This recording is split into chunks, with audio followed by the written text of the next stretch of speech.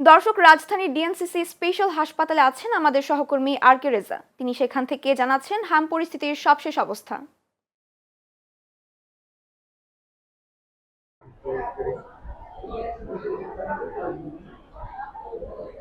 তুলসী, আপনি যেমনটি বলছিলেন, গত 24 ঘন্টায় কিন্তু আমি আবারও 5 জনের মৃত্যু নিশ্চিত করেছে স্বাস্থ্য মন্ত্রণালয়।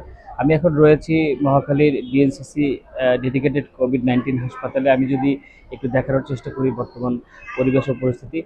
সকাল থেকে আমরা এই হাসপাতালতে ঘুরেছি এবং আমরা বিভিন্ন রোগীর স্বজনদের সাথে কথা বলছি। তারা জানিয়েছেন বেশিরভাগই তারা হামের উপসর্গ নিয়ে তারা ভর্তি হয়েছেন এবং তারা বিভিন্ন জেলা থেকে তারা এসেছেন। তারা বলছেন এই রোগ সম্পর্কে থেকে আগে থেকে তারা সচেতন ছিলেন না বিধায় তাদের এই রোগ হয়েছে বলে জানিয়েছেন। এদিকে এখানে যারা দায়িত্বপ্রাপ্ত ডাক্তাররা রয়েছেন তারা বলছেন বেশিরভাগই অভিভাবকদের সচেতন অভাব এবং টিকাদানের কর্মসূচির বাইরে থাকা অবস্থায় ছিল বিধায় তারা এখানে ভর্তি হয়েছেন। তবে স্বাস্থ্য মন্ত্রণালয় বলছেন যে সঠিকভাবে যদি টিকাদান কর্মসূচির মধ্যে সকলকে আনা যায় তাহলে এই মরণব্যাধি হাম রোগ থেকে প্রতিকার পাবে স্বজনরা। এছাড়া যারা হাম প্রাদুর্ভাব নিয়ে ভর্তি হয়েছেন বা যাদের এখনো হাম উপসর্গ ধরা পড়েনি তাদেরকে বাসায় থাকতে বলা হয়েছে এবং সচেতনতা বৃদ্ধির লক্ষ্যে বেশি করে পুষ্টিজনিত খাবার শিশুকে গ্রহণ করানোর জন্য তারা তাগিদ দিচ্ছেন।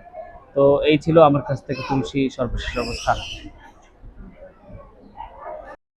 রেজা, ধন্যবাদ আপনাকে।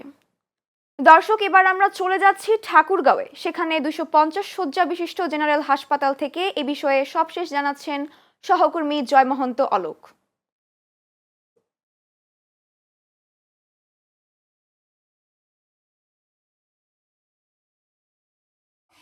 ধন্যবাদ তুলসী আপনাকে। আপনি যে বিষয়টি বলছেন যে আসলে যে হামের রোগীর সংখ্যা আমরা কয়েকদিন থেকে লক্ষ্য করে দেখছি ঠাকুরগাঁও 250 শয্যা জেনারেল হাসপাতালে বিভিন্ন এলাকা থেকে কিন্তু হামের উপসর্গ নিয়ে রোগীরা আসছেন এবং ভর্তি হচ্ছেন এই হাসপাতালে। তবে আমরা যতটুকু শুনেছি ঠাকুরগাঁও 250 শয্যা বিশিষ্ট জেনারেল হাসপাতালে গেল 7 দিনে রোগী ভর্তি হয়েছে 15 জন। তাদের মধ্যে 2 জনের উন্নত চিকিৎসার জন্য হাসপাতাল কর্তৃপক্ষ রংপুর মেডিকেল কলেজ হাসপাতালে রেফার করেছেন বলে আমরা জেনেছি। এছাড়াও সুস্থ হয়ে বাড়ি ফিরেছেন 8 জন এবং বর্তমান হাসপাতালের যে ইনফেকশন ওয়ার্ড রয়েছে সেখানে চিকিৎসা নিচ্ছেন 5 জন বলে আমরা যতটুকু জেনেছি। তবে এখানকার যারা রোগীর স্বজনরা চিকিৎসা নিতে এসেছেন তারা যেটি জানিয়েছেন যে তারা রোগীর চিকিৎসা নিচ্ছেন, তবে তাদের একটি সমস্যা রয়েছে। সেটি হচ্ছে যে যখন রাতে এবং দিনে হাসপাতালে বিভিন্ন চোররা ঘোরাঘুরি করছে এবং টাকা পয়সা মোবাইল তারা ছিনিয়ে নিচ্ছে, এটি কিন্তু তারা অভিযোগ করেছে এবং হাসপাতাল কর্তৃপক্ষকে তারা দাবি জানিয়েছেন যে এর বিষয়ে যেন দ্রুত ব্যবস্থা নেওয়া হয়। আমরা আরেকটি বিষয় দেখছি, সেটি হচ্ছে যে এই টিকাদান কেন্দ্রে হামের যে টিকা দেওয়ার কার্যক্রম সেটিও কিন্তু চলমান রয়েছে এবং ঠাকুরগাঁও জেলা সদরের বিভিন্ন এলাকা থেকে হাসপাতালে তারা আসছেন এবং টিকা নিয়ে যাচ্ছেন। আমরা জানার চেষ্টা করলাম। তবে এই ছিল ঠাকুরগাঁও থেকে তুলসী। অলোক, আপনাকে ধন্যবাদ।